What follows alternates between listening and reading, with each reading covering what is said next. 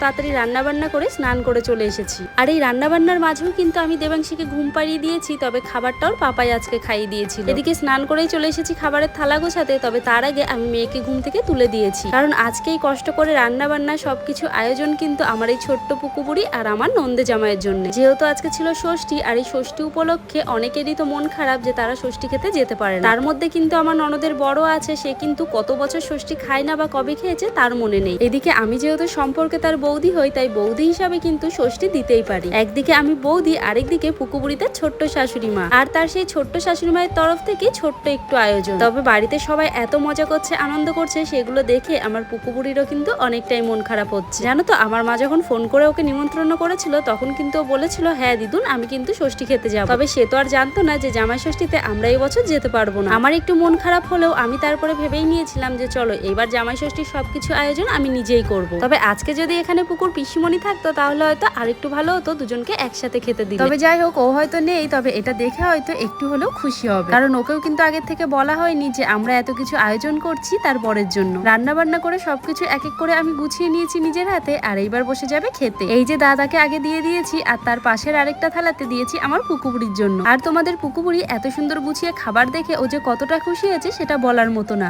প্রথমে তার জামাইয়ের সঙ্গে ছোট্ট শাশুড়ি খেতে বসলেও পরে কিন্তু তার পাপাকে ডেকে তার পাশে বসিয়েছে। হ্যাঁ, হতে পারে খাবার মেনুতে খুব একটা বেশি কিছু ছিল না, তবে যেটুকু করেছি তাতেই ওরাও খুশি আর আমিও খুশি। দেখো এই ছোট্ট হাত দুটো দিয়ে আমার সোনা মা তার বাবাকে কি সুন্দর খাইয়ে দিচ্ছে। আচ্ছা তোমরাই বলো, আজকের দিনে আমি যদি কষ্ট করে এইটুকু আয়োজন না করতাম, তাহলে আমার এই ছোট্ট সোনা মায়ের মুখের এই হাসিটা কি করে দেখতাম? বাড়িতে সবাই কত আনন্দ মজা করছে, আর আমরা এখানে বসে বসে সেটা দেখবোই বা কি করে। তাই মাঝে মাঝে নিজেদের ছোট ছোট খুশির জন্য নিজেদেরকেই প্রস্তুতি নিতে হয়।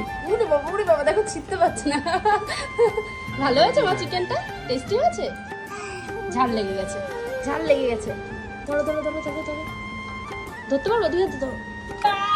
পাঁপড় ভাজা, কোনো কিছু আগে খাওয়া নেই, ডাইরেক্ট করে মাংস। আমাদের এই জামাইটার জন্য একটা মেয়ে লাগবে, আমার মেয়ে নেই, ওর অ্যাডভান্স জামাই ষষ্ঠী দিয়েছি একটু ছোটখাটো করে। তার যদি ওগুলোই পেট না ভরে, এই যে সব কিছু পাশে।